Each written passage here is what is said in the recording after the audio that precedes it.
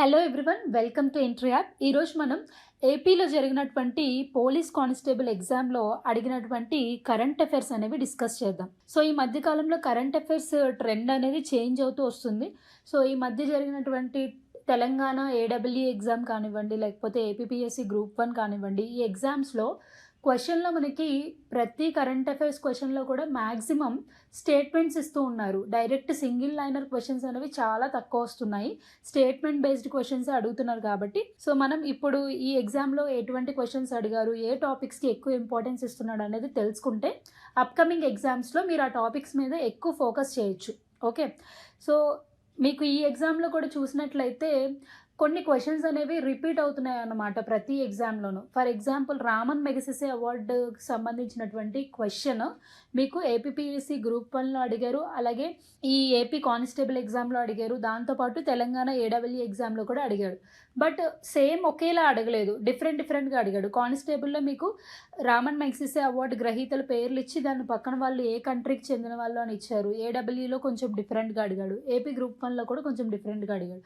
So topics అనేవి కొంచెం మీరు ఓవరాల్గా గ్రిప్ తెచ్చుకోవాలి ప్రతి టాపిక్ మీద. డైరెక్ట్గా ఇప్పుడు క్వశ్చన్స్ అయితే రావట్లేదు కాబట్టి టాపిక్ మీద మీరు కంప్లీట్గా అవగాహన కలిగి ఉంటేనే బిట్స్ అనేవి ఆన్సర్ చేయగలరు. అలాగే కరెంట్ అఫైర్స్ అనేవి ఎన్ని మంత్స్ చదవాలి అని చాలామంది అడుగుతూ ఉంటారు. ఇప్పటికీ డైలమా, 6 మంత్స్ చదివితే సరిపోద్దా, 3 మంత్స్ చదివితే సరిపోద్దా? అట్లా కాదండి. ఇప్పుడు ఏ కాంపిటేటివ్ ఎగ్జామ్స్కైనా 1 ఇయర్ కరెంట్ అఫైర్స్ అనేవి మ్యాండేటరీ. సో కాంపిటేటివ్ ఎగ్జామ్స్కి ప్రిపేర్ అవుతున్న ప్రతి ఒక్కరు కూడా జూన్ నుంచి డిసెంబర్ వరకు కరెంట్ అఫైర్స్ అయితే ఖచ్చితంగా కవర్ చేయాలి. టైం ఉంటే మాత్రం మార్చ్ నుండి కవర్ చేయండి, ఎందుకంటే ఎక్కువగా మార్చ్ నుంచి కూడా క్వశ్చన్స్ అడుగుతున్నారు. కాబట్టి మీరు ప్రిపరేషన్ చేసేటప్పుడు ఇంటిగ్రేటెడ్గా చేయండి. Okay, let's start the session. So first question వచ్చి స్వచ్ఛ సర్వేక్షణ్ అవార్డ్స్ గురించి అడిగారు 2022. సో ఈ వీడియోలో మీకు ఇంగ్లీష్లోను తెలుగులోను బోత్ లాంగ్వేజెస్లో స్లైడ్స్ ఉంటాయి.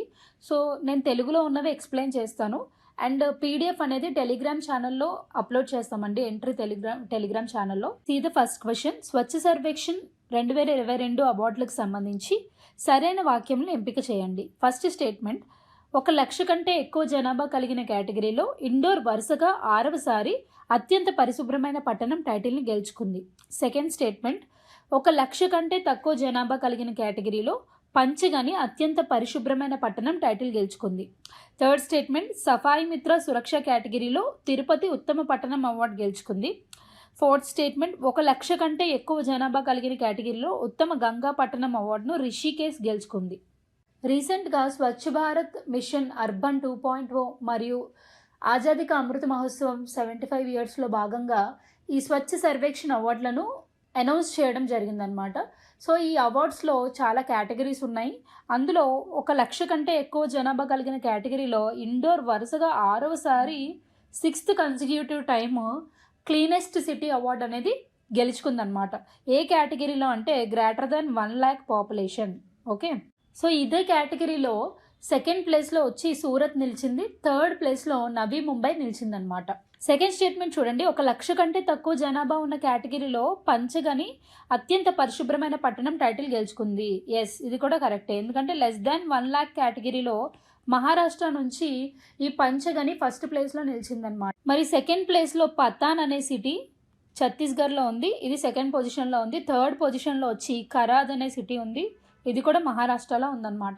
ఓకే, థర్డ్ స్టేట్మెంట్ చూడండి, సఫాయి మిత్ర సురక్ష కేటగిరీలో తిరుపతి ఉత్తమ పట్టణం అవార్డు గెలుచుకుంది, ఇది కూడా కరెక్టే. ఫోర్త్ స్టేట్మెంట్, 1,00,000 కంటే ఎక్కువ జనాభా కలిగిన కేటగిరీలో ఉత్తమ గంగా పట్టణం కింద రిషికేశ్ అవార్డుని గెలుచుకుందని ఇచ్చారు, ఇది రాంగ్ అండి. హరిద్వార్ గెలుచుకుందనమాట, Haridwar. Okay, best Ganga town వచ్చి హరిద్వార్. ఇందులో ఇప్పుడు 4 కేటగిరీస్ గురించి చెప్పుకున్నాం కదా. 5th కేటగిరీ వచ్చి ఫాస్ట్ మూవర్ సిటీ అవార్డు అనమాట. ఈ ఫాస్ట్ మూవర్ సిటీ అవార్డు దేనికి వచ్చిందంటే శివమొగ్గకు వచ్చింది. ఈ ప్లేస్ ఎక్కడ ఉందంటే కర్ణాటకలో ఉంది. ఓకే, సో ఈ క్వశ్చన్కి సంబంధించి సరైన స్టేట్మెంట్స్ ఏంటి అంటే ఏబిసి. డి రాంగ్, ఎందుకంటే హరిద్వార్ ఇక్కడ రిషికేశ్ అని ఇచ్చాడు. Correct answer for this question is ABC. AP junior అసిస్టెంట్కి 100 క్వశ్చన్స్ ఇంపార్టెంట్ చేసినప్పుడు అందులో ఈ టాపిక్ మొత్తం డిస్కస్ చేశాను. ఈ 4 ఆప్షన్స్ గురించి కూడా చెప్పాను అనమాట. సో సేమ్ క్వశ్చన్ ఇక్కడ రిపీట్ అయింది. సెకండ్ క్వశ్చన్ వచ్చి ministry of agriculture and farmer welfare and యుఎన్డిపికి సంబంధించింది. భారత ప్రభుత్వ వ్యవసాయ మరియు రైతు సంక్షేమ మంత్రిత్వ శాఖ మరియు ఐక్యరాజ్య సమితి అభివృద్ధి కార్యక్రమం అంటే యుఎన్డిపితో మే 2022లో కుదుర్చుకున్నటువంటి అవగాహన ఒప్పందం ప్రకారం యుఎన్డిపి ఈ క్రింది వానికి సాంకేతిక సహాయం అందిస్తుంది. క్వశ్చన్ ఏంటంటే ministry of agriculture welfare UNDP కలిసి ఒక కార్యక్రమానికి టెక్నికల్ అసిస్టెన్స్ అనేవి అందిస్తున్నాయి. ఆ కార్యక్రమం ఏంటి అని అడుగుతున్నారు. PM Kisan Samman Nidhi Yojana, Kisan credit card and modified interest subvention scheme, C Pradhan Mantri Fasal Bima Yojana, D Pradhan Mantri Krishi Sinchai Yojana. So రీసెంట్గా Ministry of agriculture and Farmers Welfare మరియు United Nation Development Programme UNDP ఈ రెండు కలిపి ఒక మెమరాండమ్ ఆఫ్ అండర్స్టాండింగ్ అనేవి చేసుకున్నాయి అన్నమాట. సో ఈ ఎంఓయూలో భాగంగా యుఎన్డిపి ప్రధానమంత్రి ఫసల్ బీమా యోజనకు సంబంధించి అలాగే Kisan credit card modified interest subvention scheme ఈ రెండు స్కీమ్స్కి సంబంధించినటువంటి టెక్నికల్ అంటే సాంకేతిక పరిజ్ఞానాన్ని అందిస్తారనమాట. ఓకే, ఈ ప్రధానమంత్రి ఫసల్ బీమా యోజనలో భాగంగా క్రాప్ ఇన్సూరెన్స్కి సంబంధించినటువంటి టెక్నికల్ అసిస్టెన్స్, అలాగే కిసాన్ క్రెడిట్ కార్డ్ ప్రకారం క్రెడిట్ కార్డ్కి సంబంధించినటువంటి టోటల్ టెక్నికల్ సపోర్ట్ని యుఎన్డిపి భారత ప్రభుత్వానికి అందిస్తుంది అనమాట. ఓకే, సో ఆప్షన్ ఏది కరెక్ట్ అంటే బి అండ్ సి మాత్రమే. థర్డ్ క్వశ్చన్, కామన్వెల్త్ గేమ్స్ 2022లో భారతదేశం అత్యధిక స్వర్ణ మరియు అత్యధిక రజత పథకాలను గెలుచుకున్నటువంటి విభాగాలు వరుసగా ఏమిటి? ఈ కామన్వెల్త్ గేమ్స్ టాపిక్ కూడా ఇంపార్టెంట్, ఎందుకంటే రీసెంట్గా జరిగినటువంటి ఎగ్జామ్స్లో దీని గురించి క్వశ్చన్స్ ఎక్కువగా అడిగారు. ముఖ్యంగా మన ఏపీలో జరిగినటువంటి ఏడబ్ల్యూ ఎగ్జామ్లో almost 5 to 6 questions only Commonwealth games గురించి వచ్చింది. కాబట్టి కొంచెం ఎక్కువ ఫోకస్ చేయండి ఈ టాపిక్ మీద. సో 2022లో ఈ కామన్వెల్త్ గేమ్స్ ఎక్కడ జరిగాయంటే బర్మింగ్హామ్, యూకే.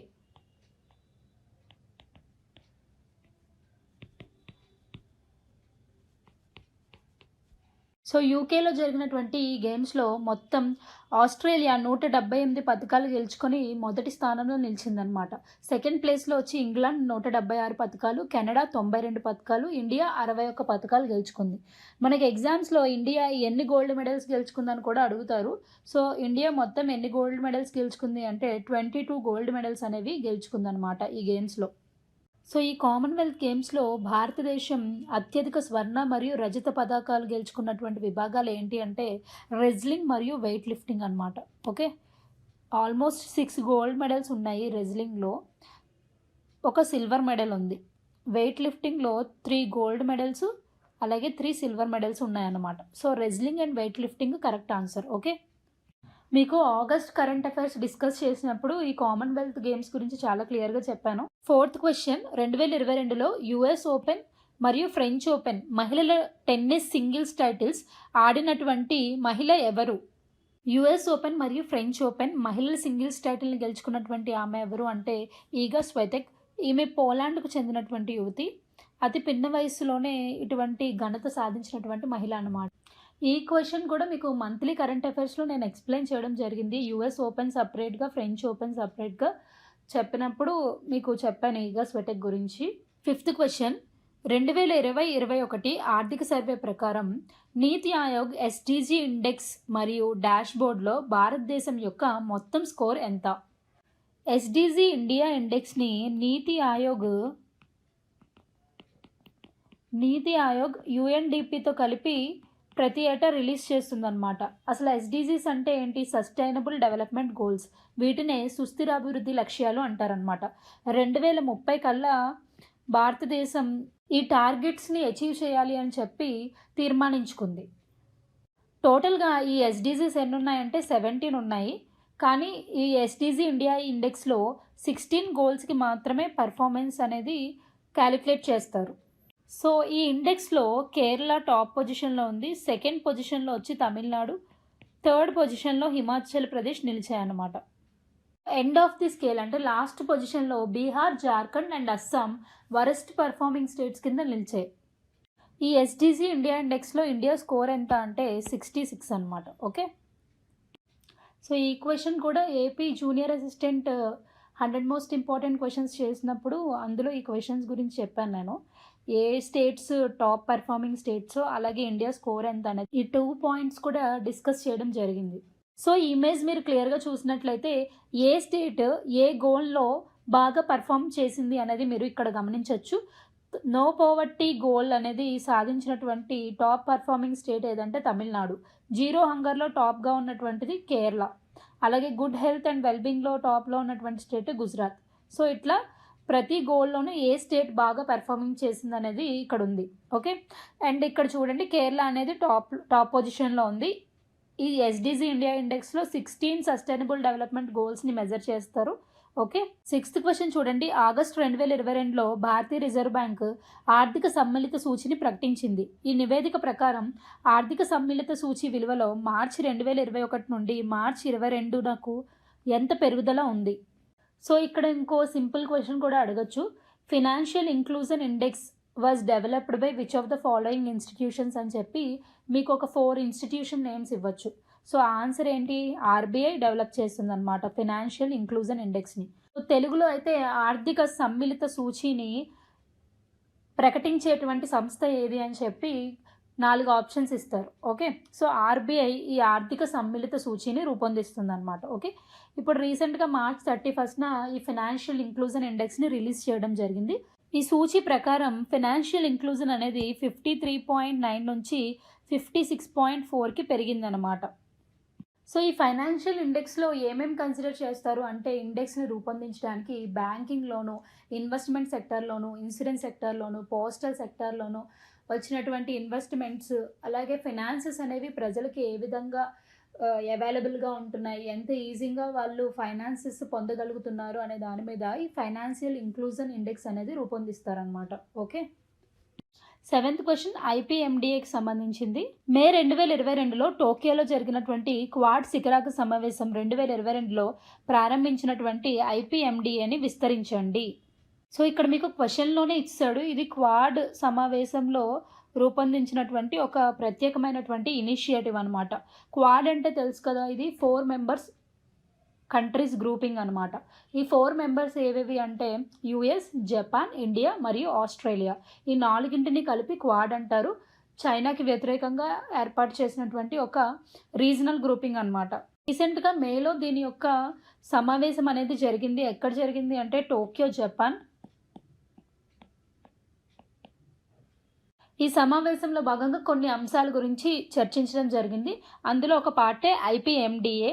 ఐపీఎండిఏ అంటే ఏంటంటే Indo Pacific partnership for maritime domain awareness అనమాట. ఓకే, సో ఇండో పసిఫిక్ మహాసముద్రంలో ఉన్నటువంటి కంట్రీస్కి సులభతరమైనటువంటి వాణిజ్యం కోసం, అలాగే సులభమైనటువంటి ఇన్ఫర్మేషన్ సమాచారాన్ని అందించడానికి ఏర్పాటు చేసినటువంటి ఒక ఇనిషియేటివ్ అనమాట ఐపీఎండిఏ అనేది.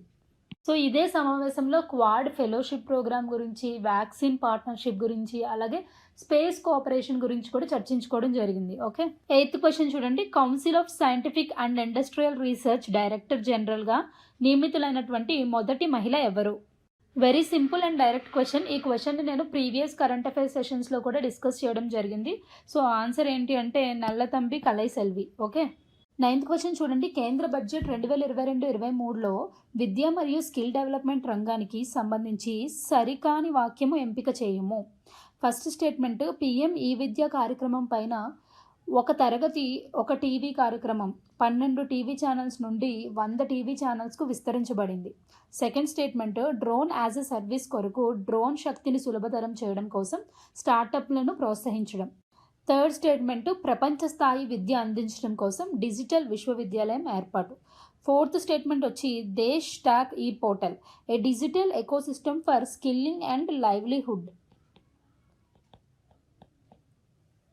యూనియన్ ఫైనాన్స్ మినిస్టర్ అయినటువంటి నిర్మలా సీతారామన్ గారు 2022-23 బడ్జెట్ని ప్రవేశపెట్టినప్పుడు విద్యారంగానికి మరియు స్కిల్ డెవలప్మెంట్ రంగానికి సంబంధించి కొన్ని కార్యక్రమాల గురించి అనౌన్స్ చేయడం జరిగింది.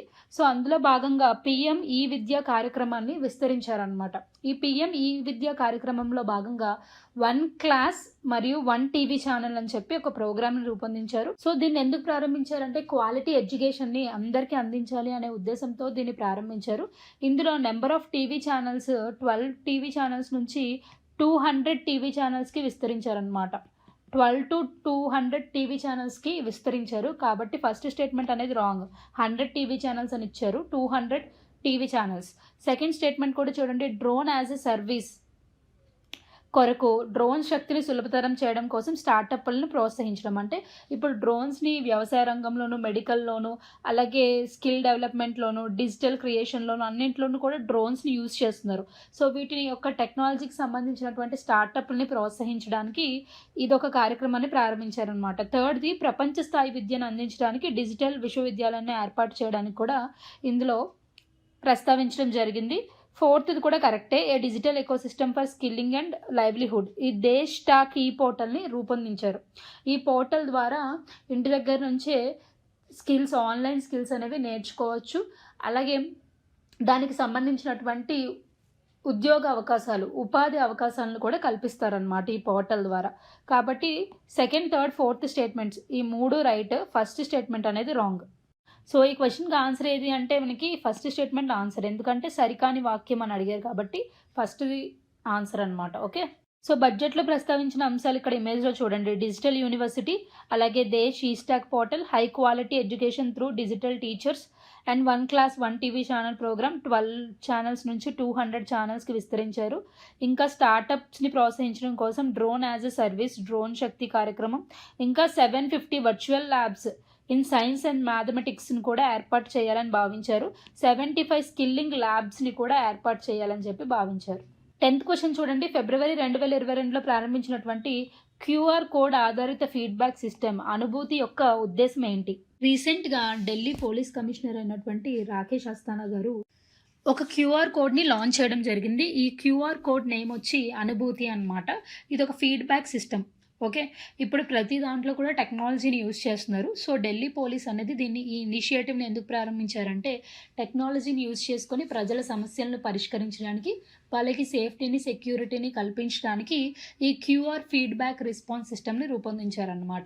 సో దీని ద్వారా ప్రజలు ఎవరైనా తమ కంప్లైంట్స్ని టెక్నాలజీ యూజ్ చేసుకొని పోర్టల్స్లోని, ఢిల్లీ పోలీస్ యొక్క వెబ్సైట్లోని వాటిలో కూడా పోస్ట్ చేయొచ్చు వాళ్ళ సమస్యల్ని. సో ప్రజలు పోస్ట్ చేసినటువంటి సమస్యలు ఏవైతే ఉన్నాయో వాటిని అధికారులు పరిశీలిస్తారు. దానికి సంబంధించినటువంటి వీలైనంత తొందరగా సాల్వ్ చేయడానికి ట్రై చేస్తారనమాట. ఓకే, సో ఈ క్వశ్చన్కి ఆన్సర్ ఏంటంటే 3. 11th క్వశ్చన్, క్రింది వాటిలో సరైన వాక్యాలను ఎంచుకోండి. ఫస్ట్ స్టేట్మెంట్, ప్రపంచ జీవ ఇంధన దినోత్సవం సందర్భంగా ప్రధానమంత్రి శ్రీ నరేంద్ర మోడీ హర్యానాలోని పానిపట్లో 2వ తరం ఇథనాల్ ప్లాంట్ను జాతికి అంకితం చేశారు. Second statement, 2G ethanol plant oil and natural gas corporation ONGC 1000 కోట్ల పైబడి అంచనా వ్యయంతో నిర్మించింది. థర్డ్ వన్, ప్రాజెక్టు 0 ద్రవ ఉత్సర్గను కలిగి ఉంటుంది. సో రీసెంట్గా ప్రధానమంత్రి నరేంద్ర మోడీ గారు 2G ఇథనాల్ ప్లాంట్ని హర్యానాలోని పానిపట్లో ఇనాగ్రేట్ చేయడం జరిగిందనమాట. ఎప్పుడు అంటే వరల్డ్ బయోఫ్యూయల్ డే రోజు. వరల్డ్ బయోఫ్యూయల్ డే, ప్రపంచ జీవ ఇంధన దినోత్సవం ఎప్పుడంటే August 10th. Okay, so first statement అనేది కరెక్ట్. సెకండ్ స్టేట్మెంట్ చూడండి, 2G ఇథనాల్ ప్లాంట్ని ONGC 1000 కోట్ల అంచనా వ్యయంతో నిర్మిస్తుంది అని చెప్తున్నారు. సో ఇది రాంగ్ అనమాట. దీన్ని నిర్మిస్తున్నటువంటి సంస్థ ఏది అంటే Indian oil corporation limited, IOCL అనమాట. ఓకే, ఇక్కడ మనకి ONGC అని ఇచ్చారు, IOCL దీన్ని నిర్మిస్తుంది కాబట్టి సెకండ్ స్టేట్మెంట్ రాంగ్. థర్డ్ది, ప్రాజెక్ట్ 0 ద్రవ ఉత్సర్గను కలిగి ఉంటుంది అంటే లిక్విడ్ డిశ్చార్జ్ అనమాట. 0 లిక్విడ్ డిశ్చార్జ్ అనేది కూడా కరెక్ట్. 1-3 స్టేట్మెంట్స్ అనేవి కరెక్ట్. సెకండ్ది రాంగ్, ఎందుకంటే దీన్ని IOCL సంస్థ నిర్మిస్తుంది. ఓకే, సో దీనికోసం 1000 కోట్ల వ్యయం అనేది చేస్తుంది ఈ సంస్థ. అలాగే దీని నుంచి సంవత్సరానికి 2 కోట్ల లీటర్ల ఇథనాల్ని ఉత్పత్తి చేస్తుందన్నమాట ఇది. సో దీనికోసం ఈ ఇథనాల్ని తయారు చేయడానికి 750 టన్నుల ఆహార వ్యర్థ పదార్థాలు ఉంటాయి. ప్యాడీ స్ట్రా అని, లేకపోతే షుగర్ కేన్కి సంబంధించినటువంటి వ్యర్థాలు, వీటి నుంచి తయారు చేస్తారనమాట ఇథనాల్ని. ఓకే, సో ఈ 2G ఇథనాల్ ప్లాంట్ వల్ల సుమారుగా 250 మందికి డైరెక్ట్ ఎంప్లాయ్మెంట్, అలాగే 1000 మందికి ఇండైరెక్ట్ ఎంప్లాయ్మెంట్ అనేది లభిస్తుంది. ఓకే, ఈ క్వశ్చన్కి ఆన్సర్ ఏంటి అంటే 1 మరియు 3 మాత్రమే, అంటే A మరియు C. Second option correct. 12th question, global gender gap నివేదిక 2022 ప్రకారం ఇండియా యొక్క ర్యాంకు ఎంత? గ్లోబల్ జెండర్ గ్యాప్ రిపోర్ట్ని విడుదల చేసేటువంటి సంస్థ ఏది అంటే వరల్డ్ ఎకనామిక్ ఫోరం. ఈ సంస్థ గ్లోబల్ జెండర్ గ్యాప్ రిపోర్ట్ని విడుదల చేస్తుందన్నమాట ప్రతి సంవత్సరం. మరి 2022లో ఇండియా యొక్క ర్యాంక్ ఎంత అంటే 135. ఇక్కడ మీరు ఇమేజ్ చూసినట్లయితే తెలుస్తుంది. ఓకే, 135. ఇండియా యొక్క స్కోర్ ఎంత అని కూడా అడగవచ్చు, 0.629. ఓకే, ఇక్కడ ఇచ్చారు చూడండి. లాస్ట్ ఇయర్ ఇండియా యొక్క ర్యాంక్ ఎంత 2021లో అంటే 140. ఓకే. ఈ ఇండెక్స్‌ను రూపొందించడానికి ఎటువంటి అంశాలను ప్రామాణికంగా తీసుకుంటారంటే political empowerment, economic participation and opportunity, education attainment and health and survival. ఈ 4 అంశాలని పరిగణలోకి తీసుకొని ఒక దేశానికి ఈ జెండర్ గ్యాప్ రిపోర్ట్ స్కోర్‌ని తయారు చేస్తారనమాట. ఓకే. ఈ క్వెషన్ కూడా నేను జూలై మంత్ కరెంట్ అఫైర్స్‌లో చెప్పడం జరిగింది. 13th క్వెషన్ చూడండి. The Nobel prize 2022 winners in chemistry or. కెమిస్ట్రీలో నోబెల్ ప్రైజ్ 2022 గ్రహీతలు ఎవరు? సో ఈ క్వెషన్ కూడా direct question. Already Nobel prices గురించి ప్రీవియస్ సెషన్లో చెప్పాము. ఈ క్వెషన్ కూడా డిస్కస్ చేశాను నేను ప్రత్యేకంగా. ఓకే. కెమిస్ట్రీలో నోబెల్ ప్రైజ్ వచ్చి 3 శాస్త్రవేత్తలకు రావడం జరిగింది. నేను ఈజీగా ఎలా గుర్తుపెట్టుకోవాలో చెప్పాను ఇక్కడ. కార్లెన్ బెర్జోటికి కార్ అని గుర్తుపెట్టుకోమన్నాను. మార్టిన్ మెల్డెల్కి మెడల్ అని గుర్తుపెట్టుకోండి. అండ్ బ్యారీ షార్ప్లెస్కి షార్ప్ అని గుర్తుపెట్టుకోండి అని చెప్పా. సో ఆన్సర్ వచ్చి మనకి సెకండ్ ఆప్షన్. ఎగ్జామ్లో కెమిస్ట్రీ విభాగంలో ఏ పరిశోధనకు నోబెల్ ప్రైజ్ వచ్చిందని కూడా అడగొచ్చు క్వశ్చన్ ట్విస్ట్ చేసి. అప్పుడు మీరు ఏం ఆప్షన్ పెట్టాలంటే క్లిక్ కెమిస్ట్రీ మరియు బై ఆర్థోగోనల్ కెమిస్ట్రీ ఈ పరిశోధనలకు గాను నోబెల్ ప్రైజ్ కెమిస్ట్రీలో వచ్చింది. ఓకే. 14th క్వెషన్ చూడండి. జీసాట్ 24 ఉపగ్రహానికి సంబంధించి సరికాని అంటే ఇన్కరెక్ట్ స్టేట్మెంట్స్ ఏంటి అని అడుగుతున్నారు. ఏ. ఇస్రో జూన్ 2022లో ఫ్రెంచ్ గయానాలో కౌరు నుండి జీసాట్ 24 ఉపగ్రహాన్ని విజయవంతంగా ప్రయోగించింది. బి. జీసాట్ 24 బరువు 3180 కిలోలు. సి. జీసాట్ 24 అనేది 24K బ్యాండ్ కమ్యూనికేషన్ ఉపగ్రహం. డి. ఏరియన్ 4 రాకెట్ ద్వారా ఉపగ్రహాన్ని భూస్థిర కక్షలో విజయవంతంగా ఉంచారు. రీసెంట్గా న్యూ ఇండియా స్పేస్ లిమిటెడ్, ఇది ఇస్రో యొక్క కమర్షియల్ ఆర్మ్ అనమాట, గవర్నమెంట్ కంపెనీయే. సో ఇది శాటిలైట్స్ని ప్రయోగిస్తూ ఉంటుందన్నమాట. ఈ జీసాట్ 24 అనేది కమ్యూనికేషన్ శాటిలైట్. దీన్ని ఇస్రో జూన్ 2022 రోజు ఫ్రెంచ్ గయానాలోని కౌరు నుండి విజయవంతంగా ప్రయోగించింది. ఫస్ట్ స్టేట్మెంట్ కరెక్టే. సెకండ్ స్టేట్మెంట్ చూడండి. జీసాట్ 24 బరువు 3180 కిలోలు అన్నారు. ఇది రాంగ్. ఎందుకంటే జీసాట్ బరువు వచ్చి 4180 కిలోలు. కాబట్టి సెకండ్ స్టేట్మెంట్ అనేది రాంగ్. ఇంకా జీసాట్ 24 అనేది 24K బ్యాండ్ కమ్యూనికేషన్ ఉపగ్రహం. ఇది కరెక్టే. ఫోర్త్ స్టేట్మెంట్ చూడండి. ఏరియన్ 4 రాకెట్ ద్వారా ఉపగ్రహాన్ని భూస్థిర కక్షలో విజయవంతంగా ఉంచారు. ఇది రాంగ్. ఎందుకంటే ఏరియన్ 5 రాకెట్ ద్వారా దీన్ని ప్రయోగించారనమాట. ఇది ఫ్రాన్స్కి సంబంధించినటువంటి లాంచింగ్ రాకెట్. ఈ రాకెట్ ద్వారా ఈ ఉపగ్రహాన్ని లాంచ్ చేయడం జరిగింది. కాబట్టి ఫోర్త్ స్టేట్మెంట్ అనేది మనకి wrong. Second statement, fourth statement రెండు రాంగ్. సరికాని వాక్యాలు ఏవి అంటే బి అండ్ డి.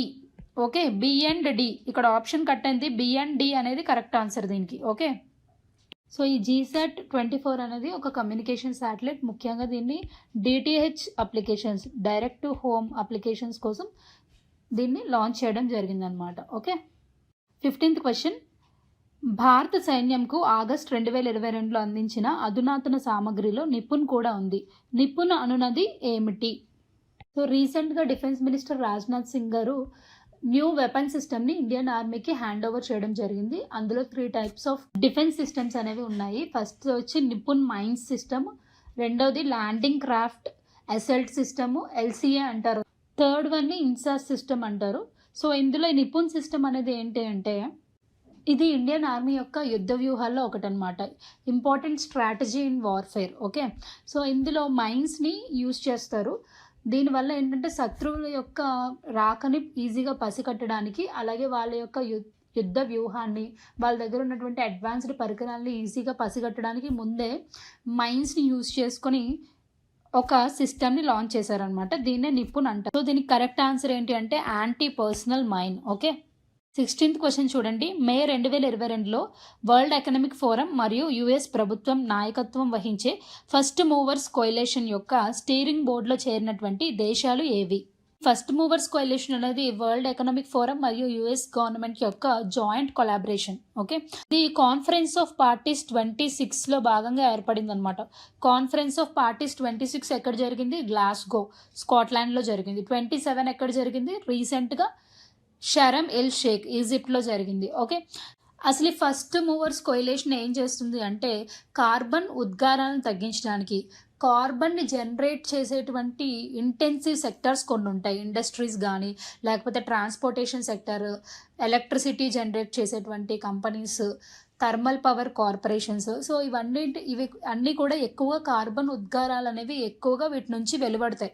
కాబట్టి వీటిని తగ్గించడానికి పబ్లిక్ ప్రైవేట్ పార్ట్నర్‌షిప్‌తో సహాయంతో క్లీన్ ఎనర్జీ మెకానిజమ్స్‌ని డెవలప్ చేస్తారనమాట. ఈ క్లీన్ ఎనర్జీ మెకానిజమ్స్ ఏం చేస్తాయంటే కార్బన్ ఉద్గారాలను తగ్గిస్తాయన్నమాట. ఈ కొయిలేషన్‌లో రీసెంట్‌గా చేరినటువంటి మెంబర్స్ ఏవి అంటే ఇండియా, జపాన్ మరియు Sweden. Fourth option. Okay. 17th question. August 13, 2022న భారతదేశం 11 అదనపు చిత్తడి నేలలను రామ్సర్ ప్రదేశాల జాబితాలో చేర్చింది. ఆయా రాష్ట్రాల నుండి కొత్తగా ఎంపిక చేసిన నేలల సంఖ్యకు సంబంధించి సరైన సమాధానం ఎంపిక చేయండి. అసలు ఈ రామ్సర్ కన్వెన్షన్ అంటే ఏంటంటే చిత్తడి నేలను పరిరక్షించడానికి 1971లో రామ్సర్ అనే ప్లేస్ ఇరాన్లో ఉంది. ఇక్కడ ఒక కాన్ఫరెన్స్ని నిర్వహించారనమాట. ఈ కాన్ఫరెన్స్లో భాగంగా అన్ని దేశాలు కూడా చిత్తడి నేలను పరిరక్షించాలని చెప్పి ఒక అగ్రిమెంట్ మీద సంతకం చేశారు. దీన్నే రామ్సర్ కన్వెన్షన్ అంటారనమాట. సో ఈ కన్వెన్షన్ ప్రకారం ప్రతి దేశంలోని కూడా ఇంపార్టెంట్ చిత్తడి నేలలను గవర్నమెంట్ పరిరక్షిస్తుంది. సో వాటిని రామ్సర్ సైట్స్ కింద డిక్లేర్ చేస్తారు.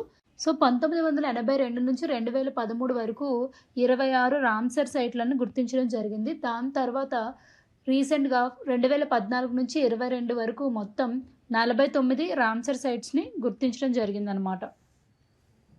టోటల్గా ఇండియాలో 75 వెట్లాండ్స్ అనేవి ఉన్నాయి, చిత్తడి నేలలు ఉన్నాయి. రీసెంట్గా ఇంక్లూడ్ చేసినవి ఇవి 11 వెట్లాండ్ సైట్స్ రీసెంట్గా ఇంక్లూడ్ చేయడం జరిగిందనమాట. సో ఈ 11 వెట్లాండ్స్ ఎక్కడున్నాయంటే తమిళనాడు నుంచి 4, ఒడిస్సా నుంచి 3, జమ్మూ కాశ్మీర్ నుంచి 2, మధ్యప్రదేశ్ నుంచి 1, మహారాష్ట్ర నుంచి 1. సో ఈ 11 సైట్స్ ఇక్కడ ఇవ్వడం జరిగింది. ఒడిస్సా నుంచి 3 sites, Tampara lake, Hirakud reserve, Ansupa lake, మొత్తం 3 ఒడిస్సా నుంచి. మధ్యప్రదేశ్ నుంచి 1, యశ్వంత్ సాగర్. తమిళనాడు నుంచి Chitrangudi bird sanctuary, Suchindram Theroor wetland complex, Vaduvur bird sanctuary, Kanjuram bird sanctuary, మొత్తం 4. మహారాష్ట్ర నుంచి 1, తానే క్రీక్. జమ్మూ కాశ్మీర్ నుంచి Hygam wetland reserve, Shallbugh wetland conservation reserve. Okay, మొత్తం. సో ఈ 75 వెట్లాండ్స్ గురించి నేను ఆగస్ట్ కరెంట్ అఫైర్స్లో డిస్కస్ చేయడం జరిగింది. సేమ్ క్వశ్చన్ ఇక్కడ రిపీట్ అయింది. 18th question.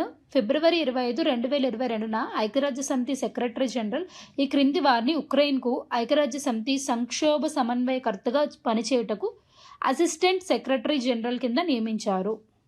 సో ఫిబ్రవరిలో ఉక్రెయిన్కి రష్యాకి వార్ అనేది స్టార్ట్ అయింది. సో ఈ వార్ మూలంగా ఏర్పడినటువంటి సంక్షోభాలను ఎదుర్కోవడానికి క్రైసిస్ కోఆర్డినేటర్, సంక్షోభ సమన్వయకర్త కింద అమీన్ ఆనంద్ గారిని అసిస్టెంట్ సెక్రటరీ జనరల్ కింద నియమించారనమాట.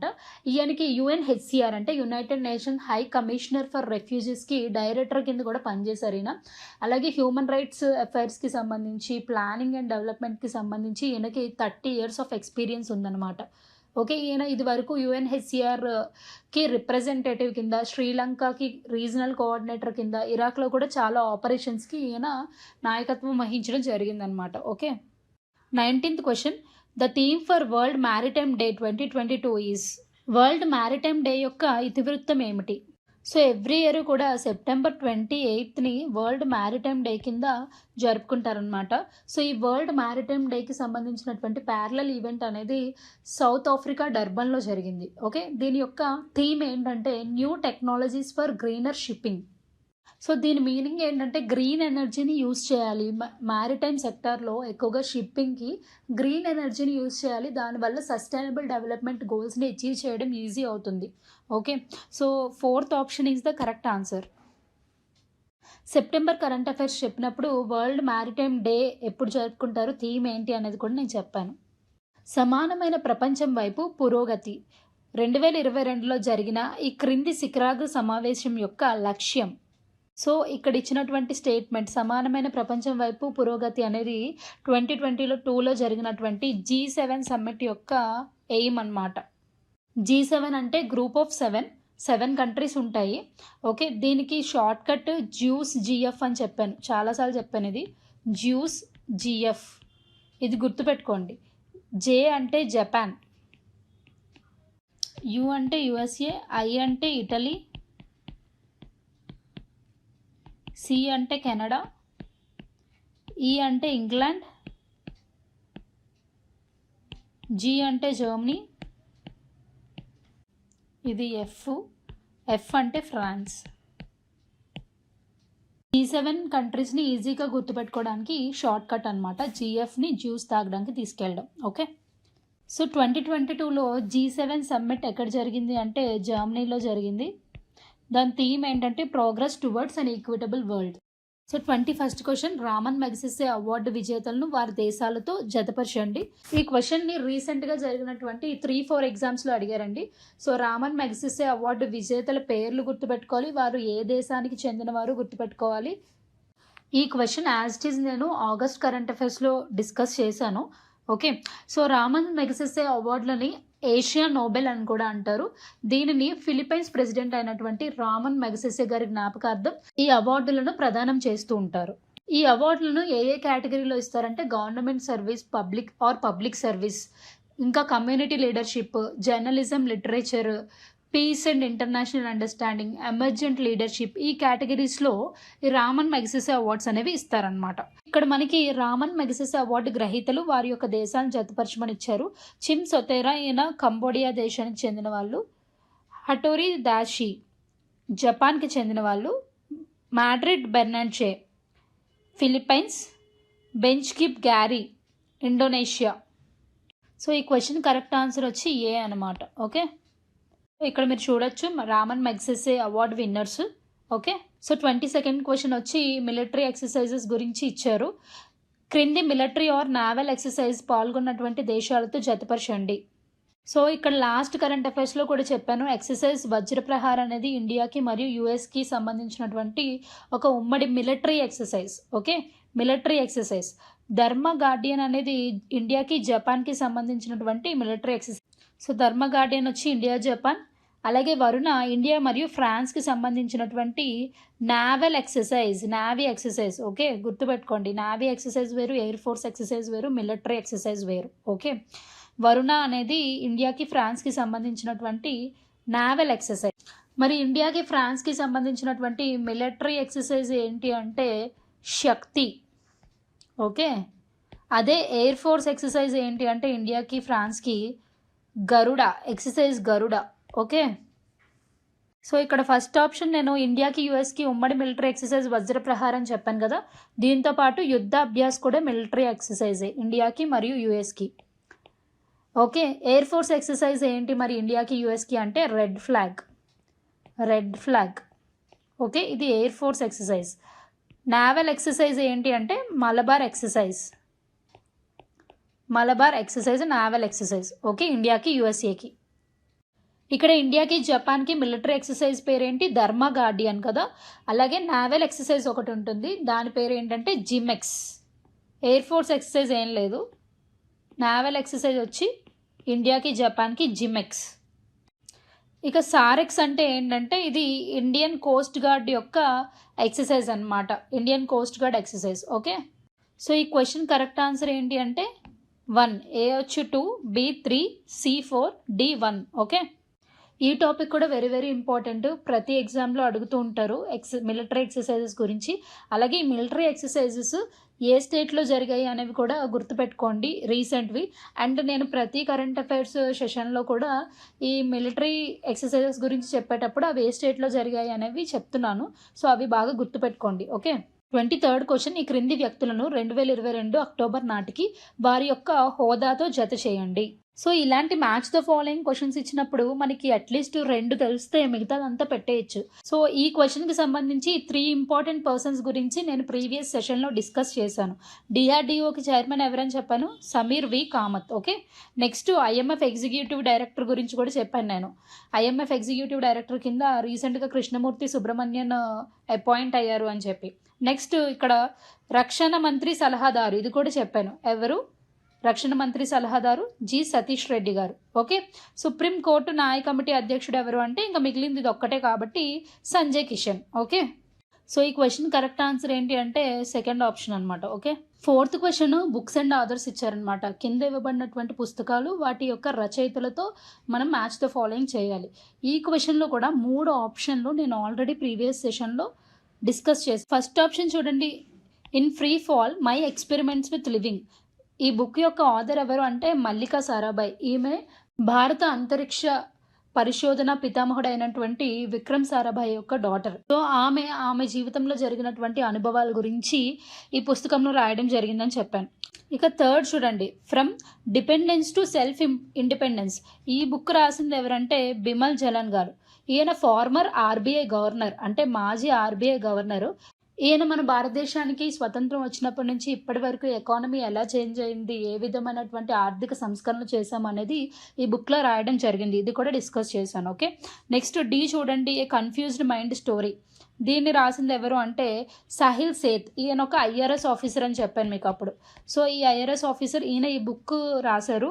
మన మైండ్ అనేది ఎలా ప్రవర్తిస్తుంది, సబ్ కాన్షియస్గా ఎటువంటి ఆలోచనలు చేస్తుంది, మన మైండ్లో నిక్షిప్తమైనటువంటి అనేకమైనటువంటి ఆలోచనలని మనం ఎలా ఎగ్జిబిట్ చేస్తాము, ఎక్స్ప్రెస్ చేస్తాం అనేది ఈ బుక్లో రాయడం జరిగింది.